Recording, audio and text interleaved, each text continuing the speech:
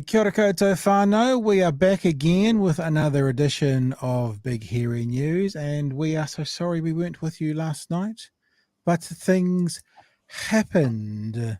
Technical things happened, and we were unable to get in with you. So thanks for being back again with us tonight. We appreciate you spending time with us, and I hope you all got a bit of a... if you're anything like me, you didn't know what to do with yourself last night. It was a very strange feeling after about 24, 25 weeks of doing this every night not to be able to do it. So it was weird and it was strange, and we apologize for not being here. George, good evening, sir.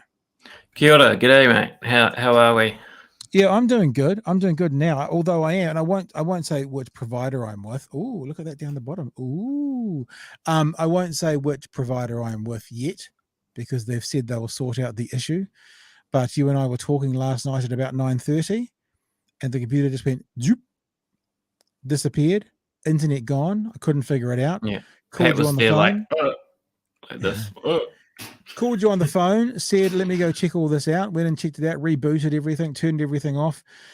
Couldn't get back on, so just had to pull the plug. And then you know what happened? What always happens, George, as I was in the studio where I am now, just shutting everything down, and things came back on. And I was like, fuck. I just made the new thumbnail, which I did using hotspotting my phone to my laptop. And yep, just had done that. And as soon as I'd finished that, I saw internet flashing again. I'm like, oh crap.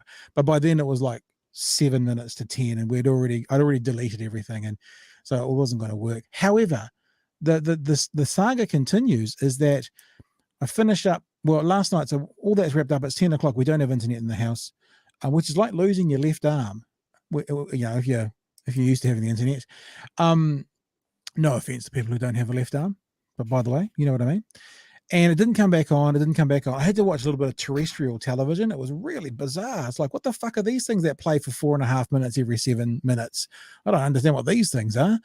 But it didn't come back on. Went to bed, woke up this morning, and the internet was back on. So there was a glitch. You know, we had snow in Dunedin overnight.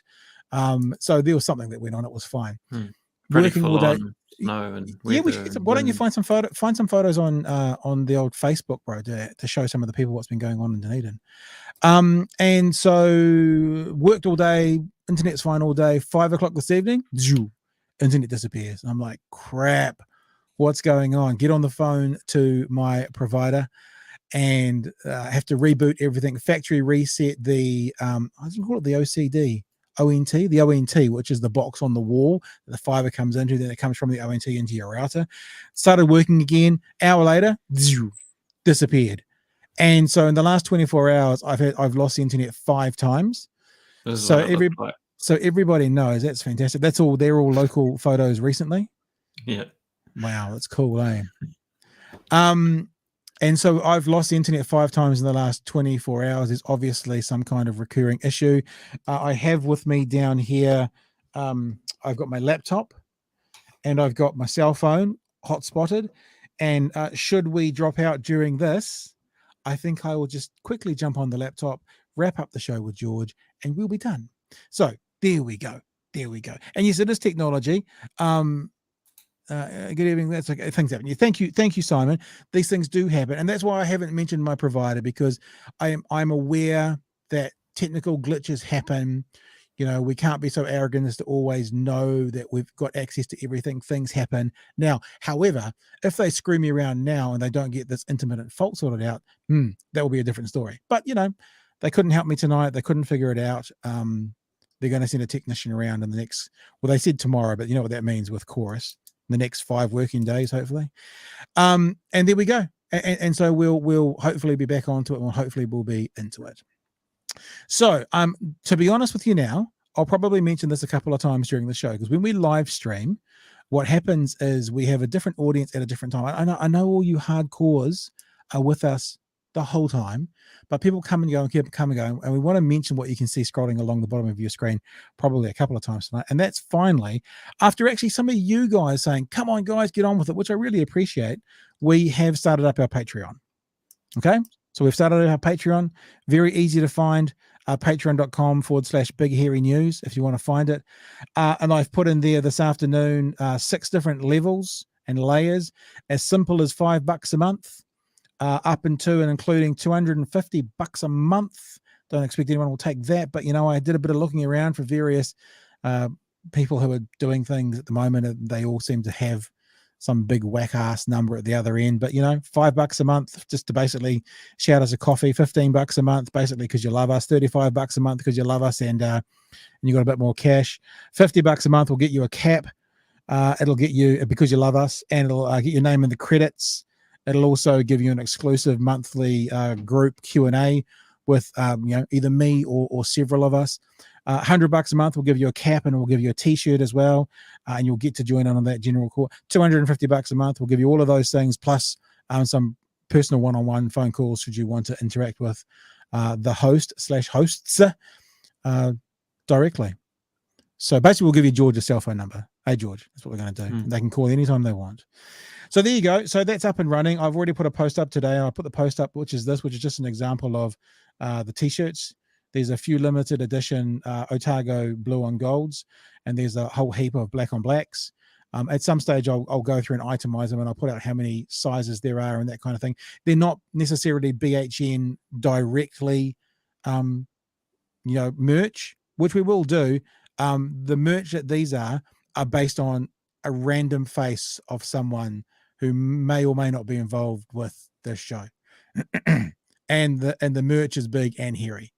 So that's some of the things. The caps are the same. They've got the same logo. It's called the Beardy Boy logo. It's up here on the coffee as well, if you can see up there. So yeah, so we've launched the Patreon. It's a weird thing when you're doing this and you've come from a commercial sector to say to people, hey, come and support us. But people have been asking literally, if you want to do it, you are more than welcome. If you don't, enjoy what you can. To be honest with you, we will probably start to roll out more membership benefits. We may start doing the live, not anytime soon, but there could be the live stream for members only, and then some pre-records for people who aren't members afterwards. And how, if you don't know how this works, this is how it works. Okay, because we want to keep the lights on. We want to have multiple sources for internet when it decides to go down on us. Why is my camera on? I don't know. And that's what it is. So if you're interested in having a look, if you're interested in passing it around, often you guys say to us, how can we support you? Well, one of the ways you can support us, is there's the Patreon now, but actually telling other people about the Patreon and telling other people about what we're doing is a great way you could do it. I'm done. When I work with clients in marketing and advertising, I'm not a hard sell person, so I find it a bit awkward and uncomfortable, but there is a reality that we need to either keep funding this ourselves, or, a few people might want to help us keep the lights on. That's pretty much it. All good, George. Anything you want to add to that?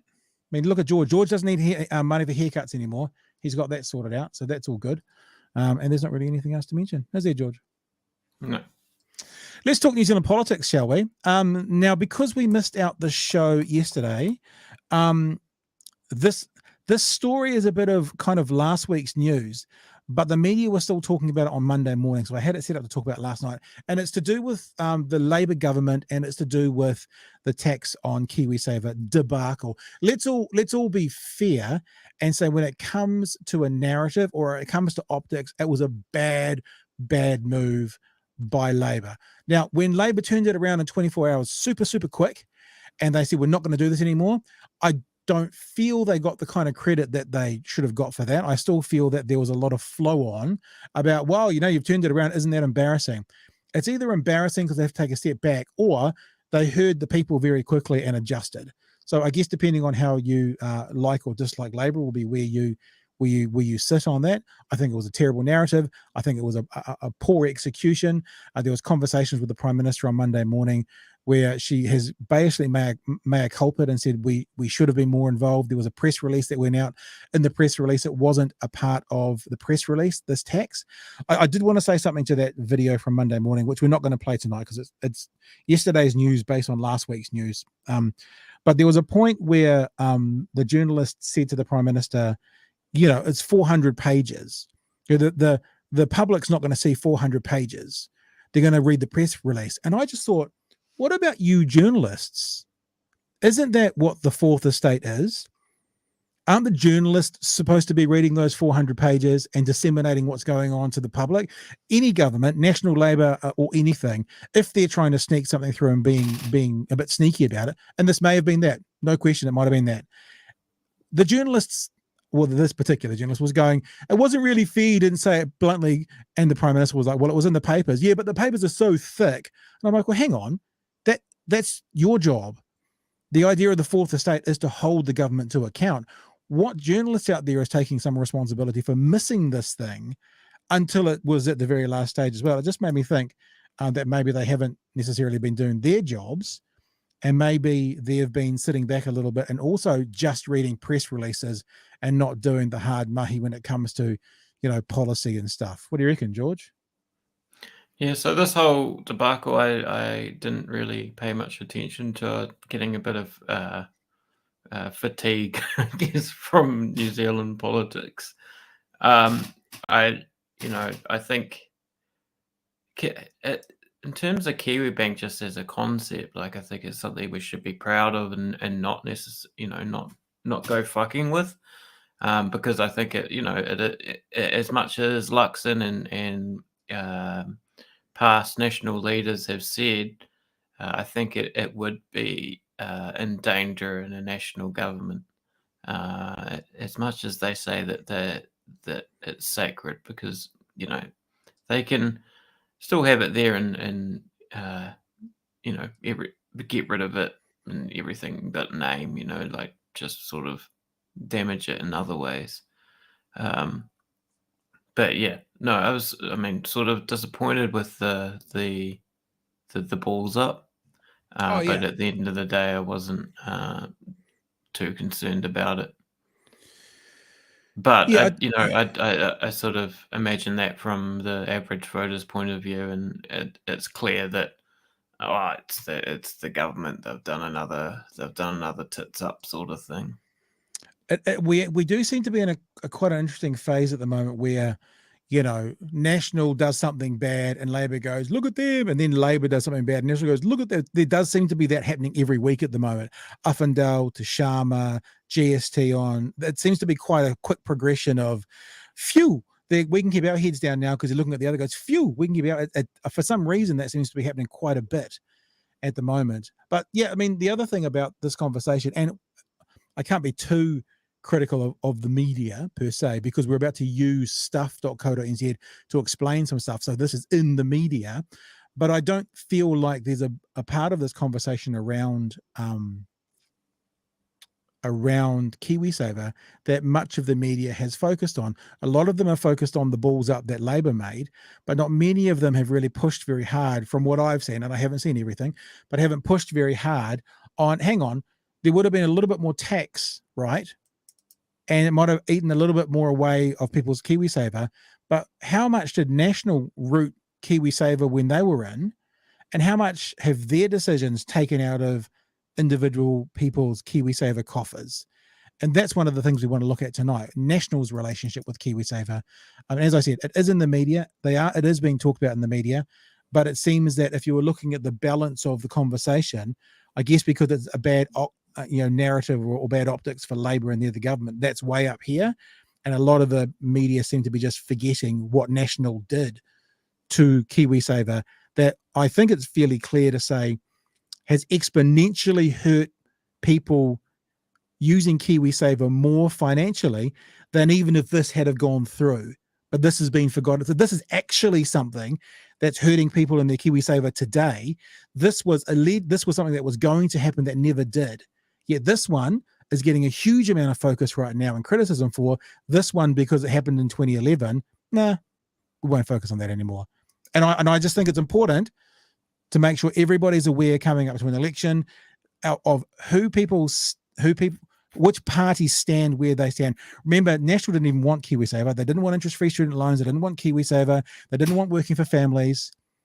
And now they're like, we got to fight for these things. We got to fight for these things. It's their optics is one of trying to say we're for this, where they never have been in the past. And I think it's important to remember that, because it also means if they should get in power next year, what are they going to do to the things that they've never wanted and never agreed with until it was politically positive for them to do it?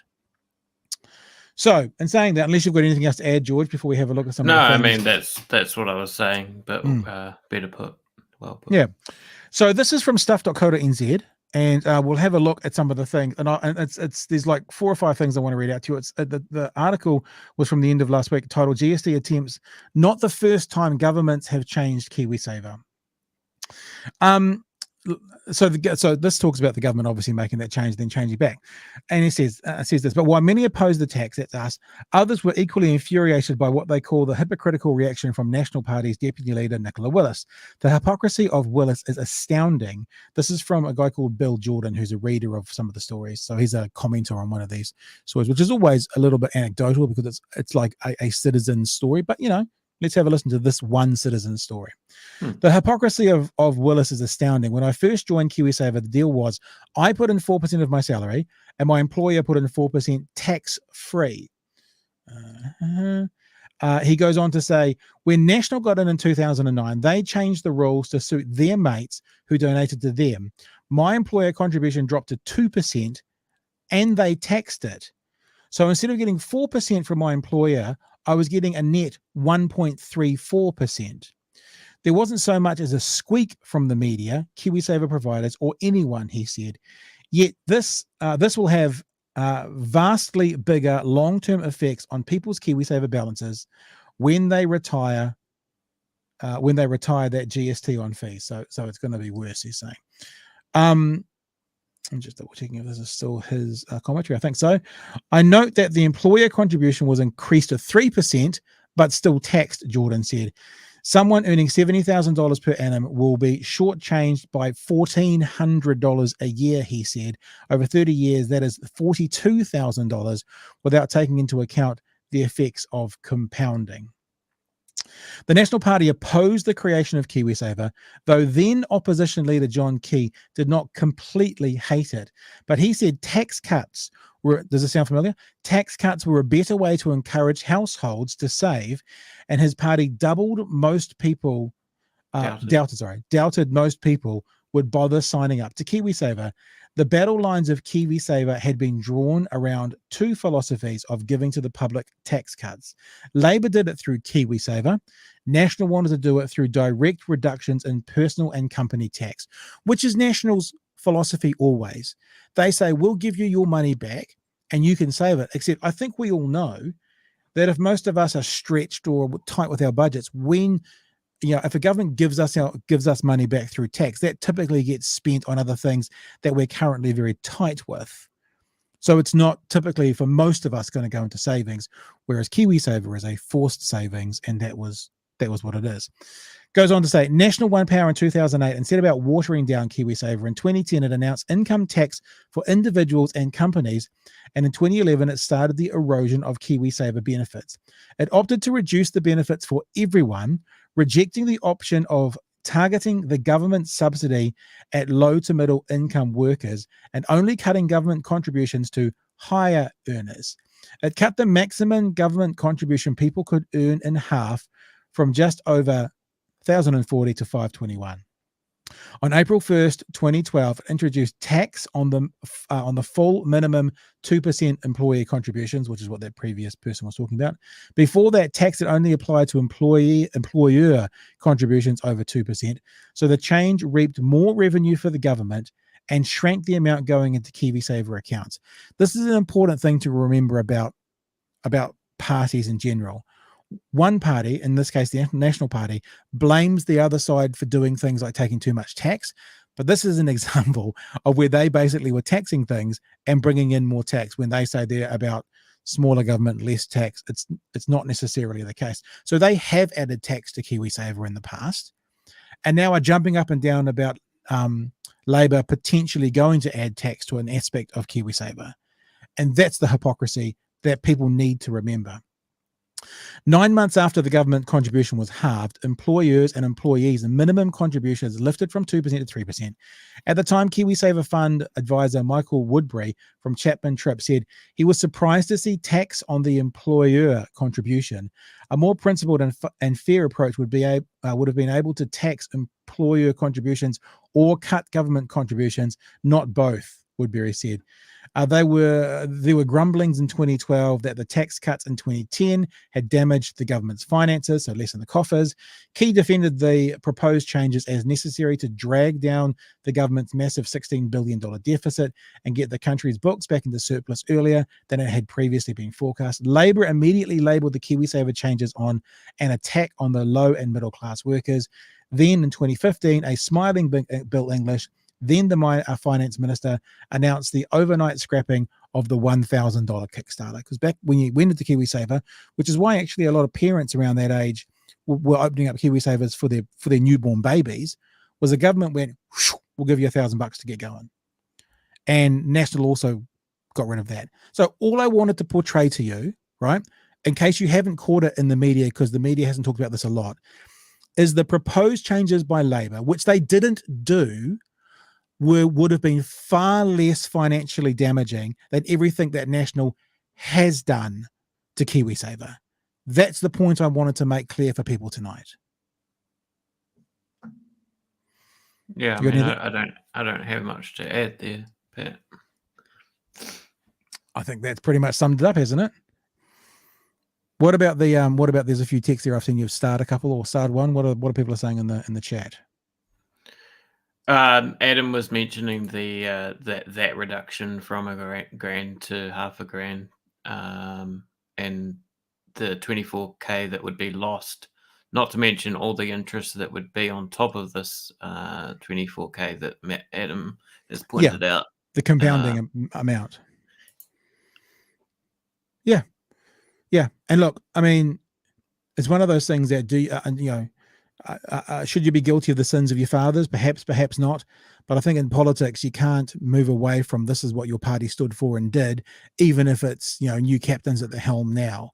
So perhaps the fair thing to do in life is, if you have fucked up in the past, you first acknowledge that before then you start telling other people how they're fucking up. That feels to be the appropriate thing to do. And I don't know if a political party on either side would ever do it, but in an interpersonal situation, if you want to criticize something for shit you have done, the first thing you got to do is either sort your shit out, acknowledge your shit, or apologize for your shit. And then you can start looking at other people's shit. You know what I'm saying? I like Ludwig's comment here. I knew I should have taken out my Kiwisaver and bought those magic beans from the hermit I met in the bush. I mean, that's sort of it. I mean, if you think about the sort of, startup entrepreneurial ideology of, like, basically, no, fuck pooling all our money together and gaining interest off it as a big community. You're meant to, like, go out there and build a little app which you'll bury in the ground, and then it will turn into a big ass stalk that you'll climb up, and then you'll get rich. I'd like to also maybe throw Rose out there as well. Rose, so National screwed it over, so it's okay for Labor to continue. Two wrongs don't make it right. I think the point that I'm making, Ro, is that National are being hypocrites for it. I'm not actually saying it should continue. I think I've been fairly clear that this was a bad move by Labor.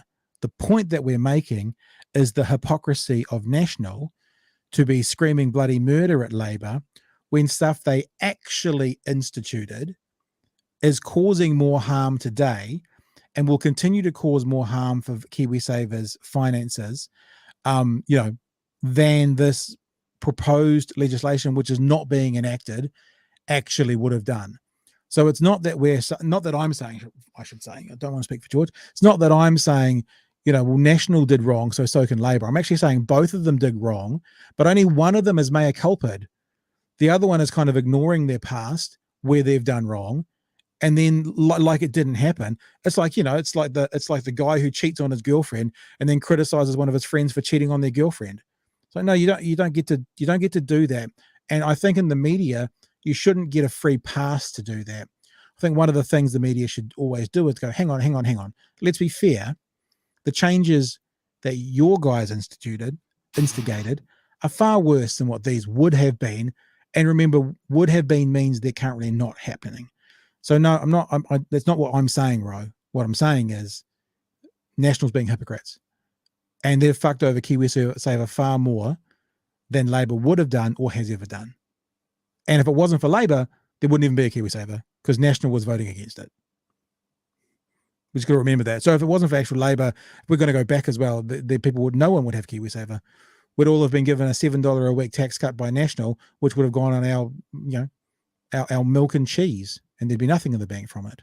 Whereas many people, thanks to Michael Cullen primarily, are going to have tens, if not hundreds of thousands of dollars in the bank when they retire, thanks to Kiwisaver. I think it's important to remember. All right. Anything else you want to mention on that one, George? Just before we crack on to a kind of I don't know, which one do you want to do? Do you want to do book bans, or do you want to do Liz Gunn? You can pick, George, and I'll go there. Well, let's find out who Liz Gunn is. Okay. There's a really no, it's not interesting. Most people will probably know the name Liz Gunn. If you don't know the name, you'll have heard of her. Liz Gunn is an incredibly successful, in the past, was an incredibly successful journalist. Every show she's been on, TVNZ, I think probably Fair Go, TV3, she's done it all, right? Really successful journalist, very, very qualified, very reputable, worked with everybody, done everything.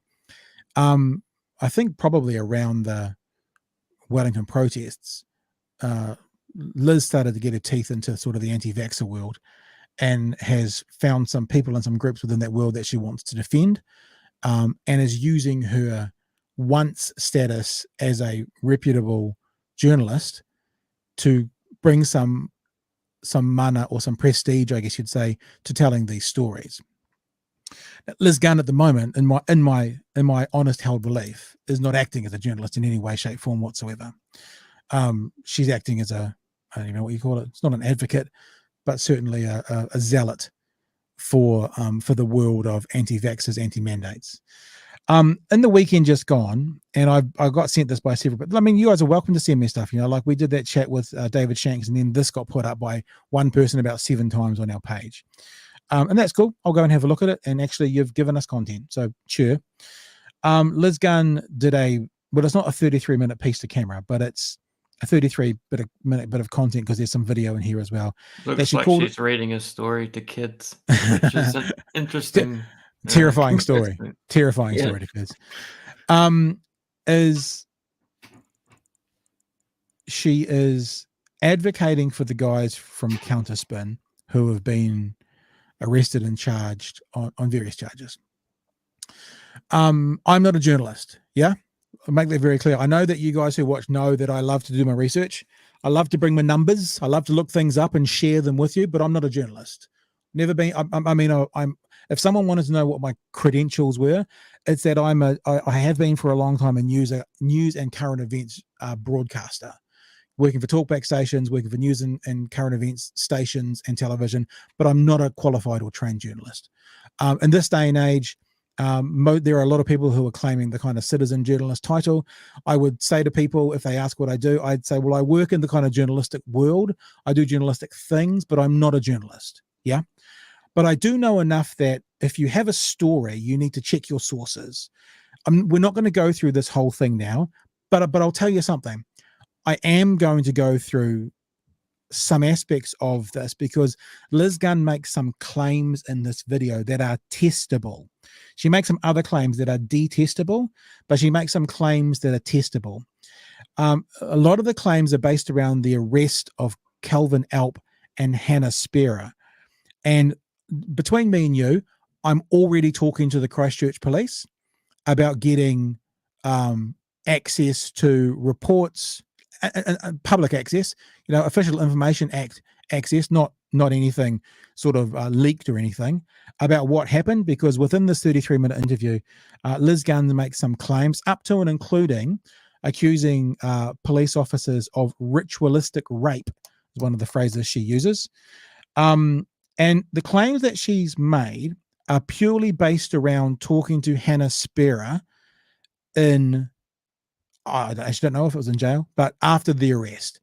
So Liz Gunn has taken Hannah's testimony, and now she's putting it out there as gospel. Now, that in and of itself is incredibly unethical journalistic practice. A person who is accused of a crime, and I'm not passing comment on innocent or guilt, I'm just saying accused of a crime, to then basically sell that story as the absolute truth is incredibly poor journalism. Right? I can't say that Liz Gunn is no longer a journalist, because it's a qualification and she's got it. But yeah, where she's going now and what she's doing now is certainly not what is good practice journalism, and certainly not the journalism she did in the past. But there is one part about this conversation that we can actually dispute and add to. I will keep you informed if and when, and I have to say if because there's no guarantees, but if and when I get to do some work with the Christchurch police and I hear back from them. I've had conversations with them already and sent them some requests, and they seemed on the phone open to talking to me, so we'll see how that goes. But one of the things we can actually, and I don't want to use the word debunk, I want to use the word explain, is based on our conversation on Friday night with former Chief Censor David Shanks. Why you see Liz Gunn reading from this book is she's reading notes that she took when she was talking to Hannah Spierer, wherever Hannah was, whether she was in custody or wherever. She'd taken notes down and reported it. Now, this is one of the things that Liz Gunn said. This is Liz Gunn saying what Hannah Spierer told her. And then we will actually, and maybe Liz will see this one day. I doubt it, but maybe she will. Maybe Hannah will see this one day. We talked about this on Friday night. This will actually stop one of their questions or complaints because it is explained as to why this has happened. And it's all to do with the retrospective applying of the word or charge objectionable to material. So have a listen to, first of all, the claim, and then we're going to play some video from Friday night. They had a search warrant. Allegedly, we'd posted some objectionable material way back on the 22nd of February of this year. And then on the 24th of February, they deemed it objectionable. Under what statute? Objectionable to whom? To whom was it published? It was published in private homes. A lot of this doesn't add up legally. Right. That's all I need to play. Now, before we actually go and have a look at that, I just want to say one thing. The defense of it played in private homes is obviously ludicrous. There is lots of illegal video. I mean, I'm not even going to, I don't want to be a motive, so I won't even mention the kinds of videos that I'm sure you're thinking of now. Just think of the worst kind of illegal video, right? The worst of the worst, the things that you know are criminal activity that play in private homes that we all know are illegal. So the defense of this played in private homes is not defense. If something is illegal, and I'm saying something meaning innocent until proven guilty, I'm just talking about how this works as opposed to specifically this happened. The defense of it played in private homes. If something is illegal, it's illegal, whether it's being played in private homes to one person or broadcast to the world. But specifically on the charge of allegedly we played it on the 22nd and then they made it objectionable on the 24th. We can answer that. We have the answer for that. So we're going to play you the answer for that. And hopefully my internet won't go down right now because it would be really awkward if this then stops playing. So David Shanks was the chief censor. He was the chief censor in 2019 when the Christchurch mosque happened. He was involved with making the gunman's video objectionable and making the gunman's video, I guess, illegal. And the documentary that you've probably heard so much about that probably no one really knows about, he was involved with making that objectionable as well. He's no longer the chief censor, but in February he was when this was made objectionable. So who better to explain to us how things can be retrospectively or not made objectionable? So this is from Friday night's conversation. I think it will explain pretty much all of it. I want to ask you a question about the timeline. It's kind of the last question, actually. I had some other ones, but I think we've actually covered them off through our general chit chat here. And that's from the guys from Counterspin Media themselves outside the court on whenever it was, Tuesday of this week. And they made a claim about things being classified retrospectively. I want to play what they've said and then ask you if you've got any clarity on that, if you are indeed even able to answer it, which you may not be, I'm not sure. So they made a claim that they were very careful to say the word allegedly shared some stuff and that it was retrospectively then made objectionable. So I'll play the bit and then I want to see if you want to respond to it to clear anything up if you can. So this is what they said outside the courthouse. Why was material being objectionable, so-called, 2 days after we allegedly posted a link? So this is the same claim that Liz Gunn just made in her in her conversation. This is the same. So the same thing. And then it was signed off on the 25th. So allegedly we posted it on the 22nd. It's retrospective now, is it? It was the chief censor allegedly deemed it objectionable on the 24th, signed off on the 25th. This is in February, earlier this year. Why did they wait over 6 months? Until stuff did their bullshit and bring their fire and fury out, which we destroyed for $10. You did. Yeah. Where they tried to discredit You anybody did. who You was standing out did. and asking questions. Anyway, that's really the that's not the subject. So they're saying they're claiming that there was a retrospective piece of material that was objectionable, and then they were pulled in after if they allegedly shared it. When they allegedly shared it, it wasn't objectionable. Is there anything you can clear up in there for us to understand? I think there is. I mean, obviously, I can't comment on the specifics of any matter proceeding through the courts, and I am no longer the chief censor, and I'm not aware of actually the specifics of the material that that is the subject of But the you case. you were chief. This was in February. You were still chief censor when this went through. Yeah, just checking. I was, but the point I'm making is I'm no longer the chief censor, and I literally do not know. I have no information about the particulars or the specifics of the material that is the subject of that charge. But I can make a general observation about the process and how the law works in this space. And it's simply this. It is not the case that material that is objectionable is not objectionable until a classification is made. Right. So if material is objectionable, it's always objectionable, irrespective of the date of the actual classification. And to illustrate that, to help, I guess, kind of make that understandable, is if someone videos themselves sexually abusing a child and has a recording of that, and shares it with someone or shares it with a network, then it is no defense to those people trading and possessing that material that there doesn't happen to be a classification formally in place around it. So that's super simple and super clear and makes complete sense. If it was criminal, if the, and I'm using the word criminal, they're saying objectionable, if it was a criminal piece of content on the 31st of January when the legal entities found out about it, it was still a criminal piece of content on the 25th of January when no one knew about it, right? It doesn't be, you don't get to film kiddie porn on the 25th of January and then have it being deemed objectionable on the 31st of January. Then all of a sudden, oh my goodness, we can't do it anymore because now it's objectionable. You know, it's the idea of things coming out into the light. When it comes out into the light, the criminal activity, and I'm just talking about any activity now, not the alleged offense that these guys have done. So very clear again, alleged, innocent or proven guilty. But if no one knows about the criminal activity, it's still criminal activity. If it comes out into the light and then it gets found out about, it doesn't mean retrospectively it wasn't criminal activity. It still is. And that applies the same for content, for objectionable videos. It's still objectionable. So for Kelvyn up to go, it's retrospective, is it? Well, sort of yes and sort of no. It always was objectionable.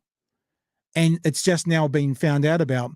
The authorities, I guess, have found out about it. So they're able to kind of legally or technically make it technical.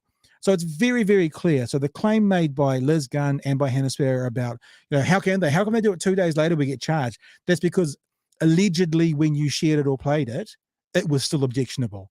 And you knew it because it was the footage from the stuff that was already objectionable of Muslims getting gunned down in Christchurch.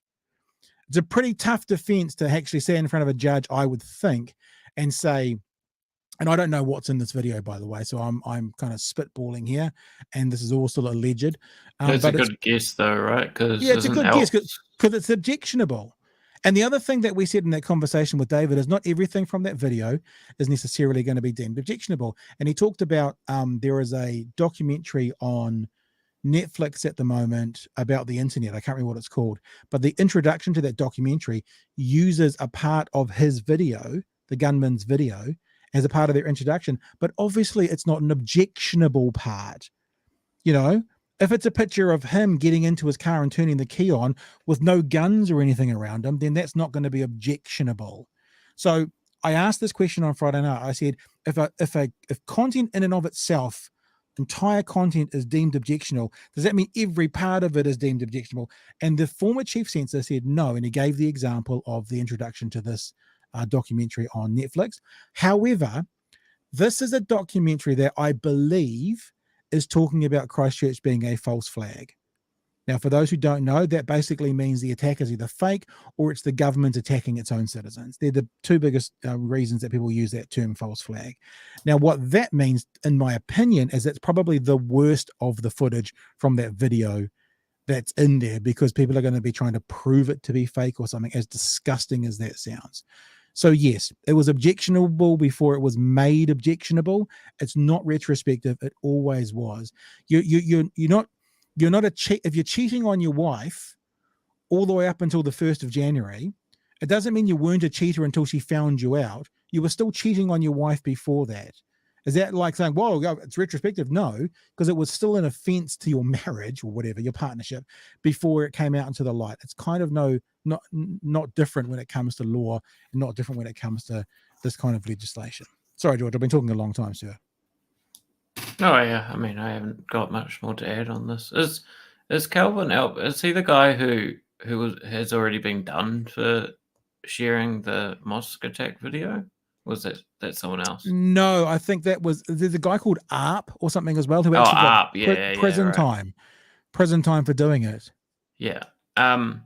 But yeah, I mean, it sounds like it's the same sort of footage that these guys are getting done for. So there's a case that's already happened where someone got in trouble for it. So I imagine it'd be pretty slam dunk. And I mean, also, this just further shows the pipeline between the anti-vaxxer and white nationalist sort of, or at the very least anti-Muslim sort of crowd, and that there is a closeness there, because you know at the end of the day, you know, people who go on about wanting to find out the truth about false flag attacks usually don't actually care much about the victims, right? The victims are usually usually not even real people in their eyes. They're crisis actors, etc., etc. So they invalidate the tragedy in that way, as well as trying to pin it on some sort of international conspiracy. Yeah, and look, it's lunacy, utter lunacy. And the thing that's, I don't know if it is the worst part about it, but one of the parts about the false flag around the mosque attack that I think is most disgusting is that what they're actually saying is all those grieving families are all bullshitters. You know, all those people who have lost, you know, brothers and fathers and mothers and sisters and children, all of them are all fake and acting. It's the most disgusting thing. I said the other day that I've never really banned anyone from in the chat, even people who get a bit argy-bargy, but then I retracted that and I said, no, the one person I've banned from the YouTube channel is someone who started talking about Christchurch Mosque being a false flag. Because I mean, you know, it's up there with Holocaust denials. You know, it's like, it's right next door to the idea of making, making people worthless, because you don't even spend enough time to figure out who were these people, where were they, because most of them you can prove very easily existed. I mean, I'm just reminded of that case with Alex Jones, with the mother sitting in the courtroom going, my child was real. My child was a real child. And Alex Jones said, yes, I believe you. Now, whether he did or didn't, whether he had to say that because he was in court, but having a mother have to tell some fucking lunatic right-wing conspiracy theory that her dead child was a real child. I mean, Yeah. I was about to say I couldn't imagine much worse. Losing a child would be much worse, full stop. But it's just so abhorrent. It's disgusting. It's repugnant. Yeah, and I mean, like, I'm someone who, questions the sort of the line that we're given on events in the media and this sort of thing. JFK was a weird deal, 9/11 was a weird deal, all this sort of thing. We should be critical and cautious and that sort of thing. But what these people put forward is just not only lunacy, but also usually, as I said, sort of seeded in Islamophobia or whatever it might be. But yeah, and as I said at the start of my comment, this sort of does just show this how in bed the right the hard right wingers are with the anti-vaxxers. And it's actually interesting as you're talking, George. I didn't really think about this connection, but the thing we're going to talk to next actually kind of does dovetail into this. We're going to have a little chat next about Christian nationalists in America, kind of going down that path of book banning, and actually, as you're talking, I'm thinking about that, and I'm going, I can. The white nationalist angle you're putting in there, and the separatist angle, and the treating the other like dehumanizing them. See, it's very hard to, if you humanize someone, it's very hard to kind of claim they never existed. You really do have to dehumanize them. You have to pretend they didn't exist. You have to ignore the evidence that they owned a shop or were a teacher or any of those things. It's very easy to pretend something didn't happen when you dehumanize someone. And I can see, and this is how we sort of roll, that we just we chat away and we talk, but I can see how the next story is actually going to roll into this, because the themes are similar to that dehumanizing, and that it's Christian nationalists wanting to bring what I refer to as Sharia law, which is basically Christian version of Muslim law, like religious law for Christians. And them basically going, we're the ones, we have the answers, like the false flag, we've got all the answers, the government's wrong, conspiracy, we're the ones with the truth. And I can see those themes running through the next story as well, just by chance, actually. Well, let's head there. Before we do that, let's not lose a couple of these comments. That was from we did that one from Adam, didn't we? About what he was losing. Yeah, we did that one. Sorry. Roe talking about journalists. A journalist is an individual that collects, gathers information in the form of text, audio, or pictures, processes them into a newsworthy form, and disseminates to the public. That's sort of a dictionary definition, I think. Pat, but also being a bit more conceptual about it. And also the thing about, and this is one of the things about like citizen journalists or bloggers, is that actually the journalistic process is quite important about going through an editor or a sub-editor and then an editor and having to check facts, and if you're a blogger, or if you're me, let's be honest, you don't do those things. I mean, I do my best to try to, but if you're a journalist, like a qualified journalist working at a journalistic place with those levels of what you need to put your stories through, it actually makes those stories really, really worthy of trust, contrary to a lot of opinion that's going out there at the moment. And I mean, like we talked about this with Paula Penfold in Fire and Fury, it has to go through legal, it has to go through editors, it has to go through bosses. It's not just some dude in his basement on a blog site, going brrr, and that's it. So when I talk about journalists, and I get what you're saying, bro, I actually kind of agree with you that we all can be. I also think about those layers of safety for the public that a journalist has to put its work through. So that's what I think about when I say journalist. Stephen says, I definitely agree more with the qualifying the value of her journalism over declaring that she is no longer functioning in that capacity. Yeah, well, she's got the qualification. So people have been talking about Inception because it was you and me in the video and me in the video twice, that I should have worn the same hat. Didn't think about that. Politically, says, so if I smoke weed in my house, will Liz Gunn be my legal advocate on the grounds that it was a private residence and thus not a crime? Exactly. See, that whole behind closed doors and private, it doesn't. Weed it doesn't might be work. a bad example, but yeah, like doing something illegal. Yeah. Josie Posey says, Kelvyn Alp used to be in the Te Whaka Maininga. I'm going to stick with that. Soviet circles, the strategy that appropriated is basically a paper paper bomb. Too many legal challenges for the courts to reasonably Sovereign respond to. citizen circles. Yeah, which is actually another thing. See, this is what's flowing through in this next story, the sovereign citizens. It's actually, I can see parallels now that I didn't see when we were setting up the show, because I'm not a journalist. Stephen says, I agree, that's pretty fair, clear, and reasonable.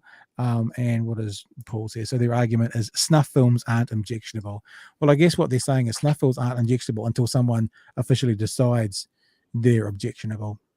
Also, to just some of the conversation going on with Stephen not, saying he represents someone who forfeited their job rather than get vaccinated. Don't roll me in with these people. When I was talking about that pipeline between the white nationalists and the anti-vaxxers, like on previous episodes of the show, and you might be familiar, like I'm one of the first to actually sympathize with people in that big, huge blob of people that we talk about sometimes, the so-called freedom dudes or whatever the fuck we want to call them. So don't worry, we're not gonna chuck you in there. Yeah, cool. All right, let's have a look at this. This is one of these stories that I mean, for those of you who know our show, and I think we've had some people sign up to Patreon. So thank you guys for signing up if that's one of you. Wow, I think that's awesome. I actually think Stephen has done it. Let me just have a little look. Yep, Stephen Booth. I think Thank probably you, you're our number one, Stephen. So there's another one there as well. VIP. And Simple. Stephen and Simple have just done it last well. Thanks, guys. We appreciate you guys. And look, I remember as well, seeing we're talking about it, and I do not like doing the hard sell. You're always open to super chats as well. Super chats is something that we'll take, help keep the lights on. And if people want to do those, we'll do those. Obviously, super chats do go to the kind of head of the line, as long as they're, reasonable to actually put out there. Like they're not legally worrying to put out there or offensive. But that's always open for people as well, should they want to, chuck their coffee money from today into a super chat. All right. This is a story that kind of particularly interested me for lots of reasons. I very, very much like religious conversations, and I very, very much like American politics. And this kind of ticks both of those boxes for me. But actually, as we've been talking about the last issue, I can see flow on. So this is a story about Christian nationalists, right? And the first 2 minutes of this clip kind of spells out what it's all about. We'll play it for you. I've got a few clips to play. There might not be a heck of a lot to add to this, George. Maybe we can. Maybe I don't have a heck of a lot. You might have some stuff to add, or people in the text, you might have some stuff to add. But it's actually, for me, it's the really interesting and kooky and weird story from, remember, the country that describes itself as the greatest democracy in the world. Have a listen to this. 5 years ago, this was anointed the best small library in America. Today, the trustees are facing a recall. What I hate to see is my community torn apart like this. The director just resigned. Do you feel that you've given in? That you've been defeated here? That part of me does, yes. But they start showing up at your house, guns on their hips and Bible tracts in their hands. Activists demanding that the library ban more than 400 books, like genderqueer. Even if we do nothing to you, eventually, if you don't repent of wanting to harm our children with pornography, that's up to God. Things need to change. Otherwise, you bring curses upon yourselves, period. From the Most High. Now, I've got more of this out of this clip, but we do talk about that separation of church and state, and we do talk about countries that are run by religious beliefs first. So religious belief first, then kind of civil rights, or the rights of the citizens. And it's always been so bizarre to me about Christianity in America, especially that right-wing conservative Christianity, that they can't see that they're doing exactly what they criticize the rest of the world, especially, for example, the Muslim world, doing. But just if you're watching and you're not listening, just read that out to you. This is people who are trying to make policy, yeah, and they're worried, and they're putting forward as a valid argument that people are going to bring curses upon themselves from the Most High. That's an argument for someone. Yes, it's only about a library, but you see this in local body politics. You see this in, school board meetings. This is this argument that these people are putting forward as valid when it comes to making policy in the US. It's just fascinating. Our any of those books in the library? Not a single one. Still, this little library might not survive. Our insurer has decided to non-renew for what they're saying is increased risk exposures. We can't operate without insurance. We bumped into one of the people pushing the recall, taking out books to see if they should also be banned. If I take someone else's word, that's not good, right? There you go. Exactly. She refused to talk to us. In fact, everyone on that side of the argument we reached out to refused to talk to us. But one of them did explain her motivation at a library board meeting. They are now held here because so many people were showing up to the meetings, so many of them were armed, that they moved the library board meetings to a bigger building that is also right next to the sheriff's department. Here is that one woman's motivation. My job is to protect our kids from sexual deviance, who will be drawn to our library if inappropriate sexual material is on our library shelves, and using our kids as prey. This week, we showed up with our cameras to a board meeting. It was wonderful to not be like attacked. And the would-be book banners did not. There's some boring meetings. So there you go. And if you missed that, because I had the volume down a little bit when we came back in after I stopped it, they asked the question, how many of these books are in the library? And the person said, not a single one. So there's 400 books that are going around. There's none of them in the library. But people who are carrying guns are turning up to the library, turning up to the homes of the people who work at the library, demanding that these books be banned. These books that aren't in the library. That's what we're dealing with right now. Shall I keep going, George, or do you want to jump in? Keep trucking? Yeah, I'll just talk at the end. All right. Okay. So I'll go through all these clips. This is this big thing that's happening, and what these American Christian nationalists are calling it. They're calling it the readout, the American readout. And this is just a little bit of explaining what the American readout is. Coined back in 2011 by a Christian survivalist, the American Redoubt, a refuge for self-described, God-fearing, liberty-loving patriots. This store opened recently, owned by a pastor who moved up from California. Here's how he described it back in 2015. If we will put him first, blessed will be the readout. By God's grace, we trust that the readout, we won't see the homosexuality and rampant lesbianism that we see in California. There are now so many wannabe redoubters, some realtors cater to them. One has this ad on its website. In the days of old, the men would lead, women would nurture. The Aryan nations, for a long time, they were headquartered in this part of Idaho. They had a similar plan, but for a whites-only homeland up here. So there you go. The next part is talking about that, believe it or not, that this form of, I guess, Christian conservatism in this little town is even too far for the Trump voters. Most folks around here voted for Trump in 2016. Even more voted for him in 2020. But this goes beyond any conservatism and into almost Nazism, where they're trying to force their own ideas and their own religious concepts on everybody else. That's not America. The other thing that made me think that this was still interesting compared to New Zealand is we've all heard about the voices for fuckwits, whatever those people are called, trying to infiltrate a local body election here and keep their identity secret and their beliefs secret. That's another reason I kind of feel that there is a parallel here that we can be talked about, because you can hear this is a person running for office, what they're talking about when it comes to hiding what's going on and how to get into and take power within local body elections, which is what the Voices for Freedom people are talking about here in New Zealand. I'm talking about really raunchy stuff in these kids' books for 7-year-olds. Hopefully you have secured your local elections. You need a good sheriff and you need 3 county commissioners. there are claims that critical race theory is being taught in schools. And we had one mom come in and say, this has Black Lives Matter themes. Did it?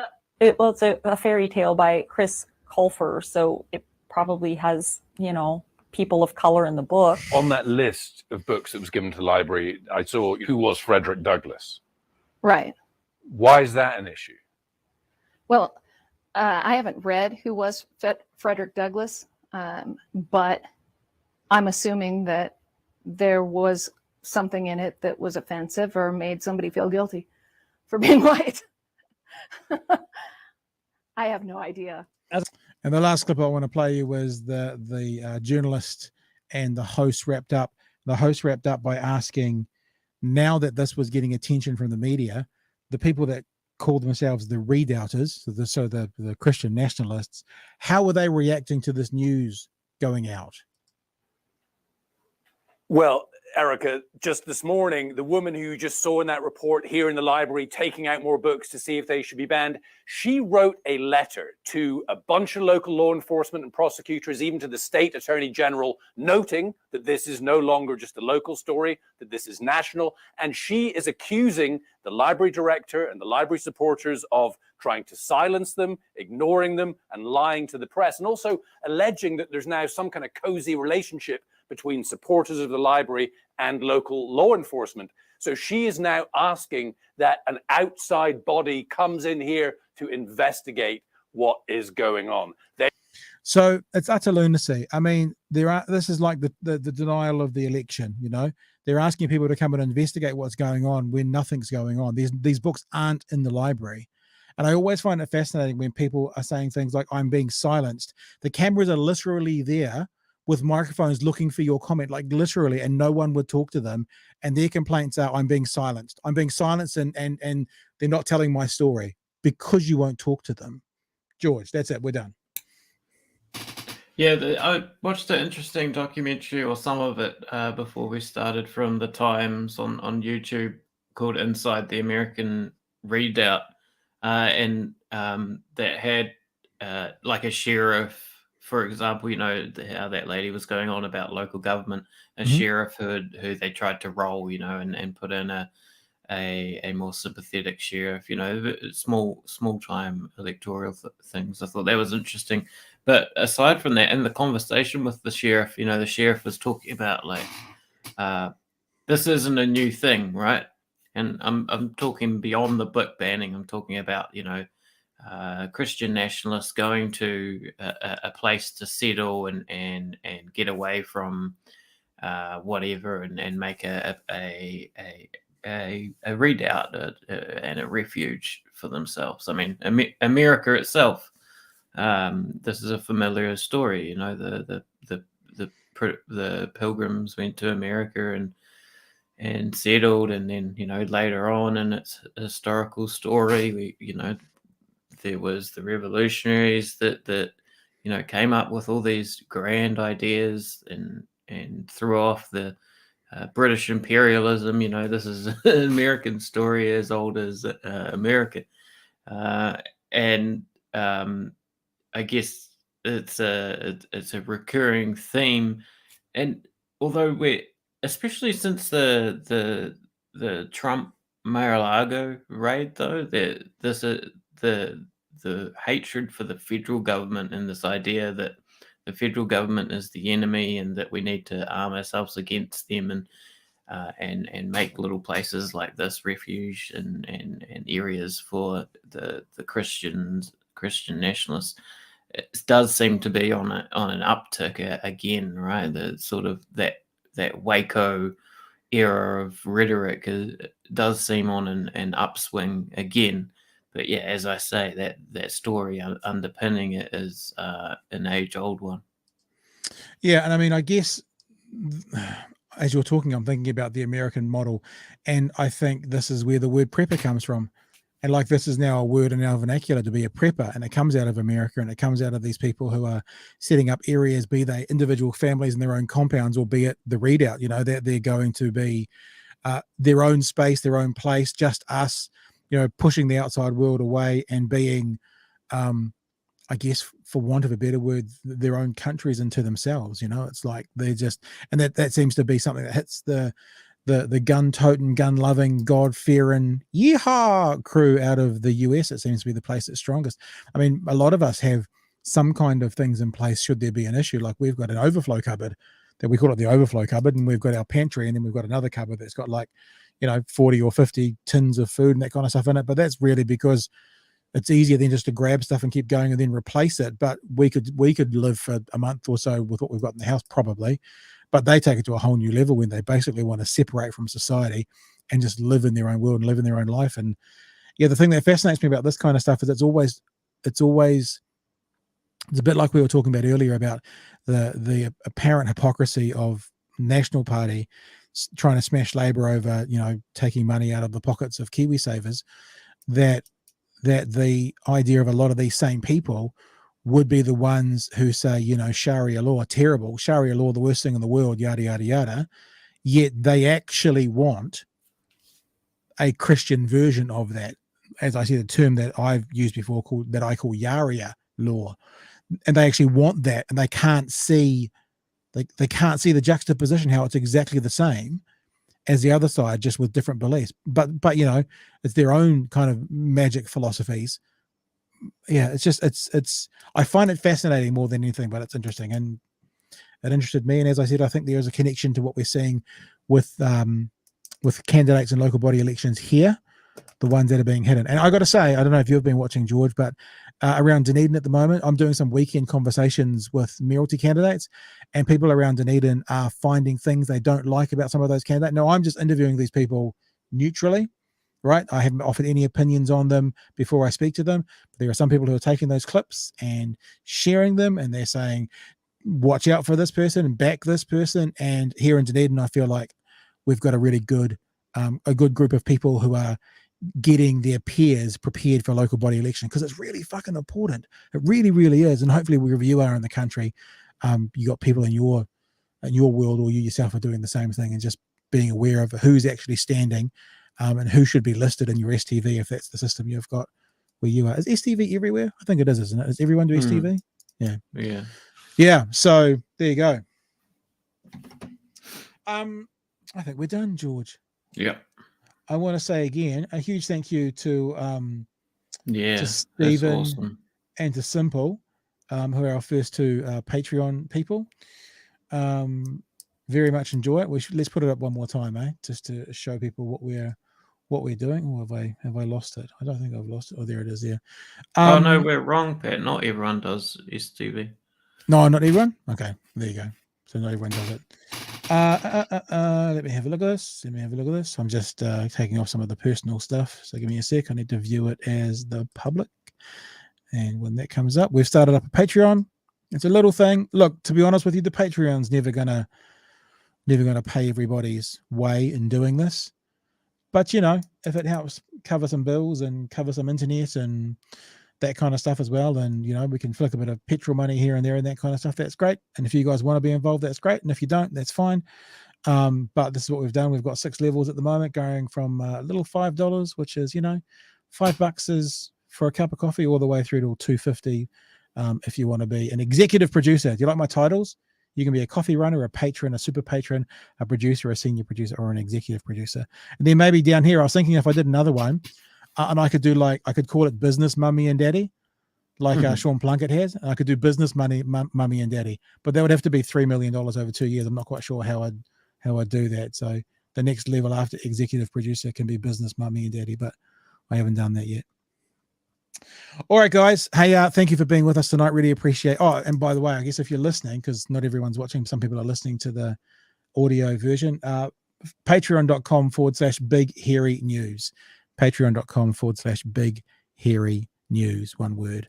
Thanks for joining us tonight. It's been great. Thank you, George. I apologize again about the balls up last night. I can't really control snow and the weather and what it's done to the internet, but I apologize we weren't here. And thank you so much for people who jumped on earlier this evening, being very happy to see us again. It's nice. It's like, next time there's a weather thing, Paul, we'll just make it a whole hour of motorsports. I could have just left it with you. You could have got Paul on, and you could have done just F1 the whole night. I do want to do a video game stream one day. That'd be fun in the weekend or something. Well, I haven't said this to you bluntly, George. I have thrown it out to the people, though. I am not here the first week of October, and you and Chewy can run it, or we can play replays, or other people can be involved. George, get some of your mates to come and do some broadcasts with them if you want. I think that first week of October, I will not be here. After 35 days of straight broadcasting, including my weekends with my mayoralty candidates, I will be having a week off. And so, sir, if you want to try some stuff in that week, the floor is yours. Yeah, totally. I mean, I'll be up in Auckland for the New Zealand rally, but maybe I'll bring back video content from there. Nice. When's that? That's the weekend end of this month. So, but we're making a whole trip out of it. Me and Dad are gonna drive up from Christchurch. Nice. Yep. No, I'm up in Auckland from get Politikiwi involved. Yeah, man. I'm up in Auckland from the 5th to the 9th. 5th to the 9th of October. I'm going to see. I haven't been to Auckland since 2018. 2018 was when my mum passed away in October, almost exactly 4 years. Of course, 2019, I'd been going because my mum was quite sick. I've been going backwards and forwards quite a lot in 2018. So in 2019, I kind of had some downtime and didn't travel so much. And then, of course, 2020 rolled around. There's that little thing called COVID and everything shut down. And then I was booked to go to my dad's 80th birthday, and that was in May of 2020. Everything was shut down. And this is really the first time back. So, yeah, first time back in Auckland for me in 4 years. And it's going to be strange because it'll be the first time I've been in Auckland since the funeral with no mother up there. And I know for a 49-year-old man that might not sound like a lot, but it's a thing. It's a thing. So my first week of October I won't be here. And George, I will throw you and Chewy the ball. And if you want it, you can have it. And if you don't want it, then I will probably put up a week of best ofs. And anything's all good. All right, team. Thank you for joining us. I'm sorry, I'm getting into a habit of having to get naked. Well, not naked, but taking clothes off during this thing because the heat pump down here dries me out, something chronic. I thank you again for the Patreon stuff. Get involved if you want. Share us around would be great. And Discord as well. Yeah, go join. We didn't look at that tonight, did we? We will catch you tomorrow night from 10 p.m. All things going well with no internet issues. So until then, thank you, George. Thank you everyone for joining us. Be safe. And until next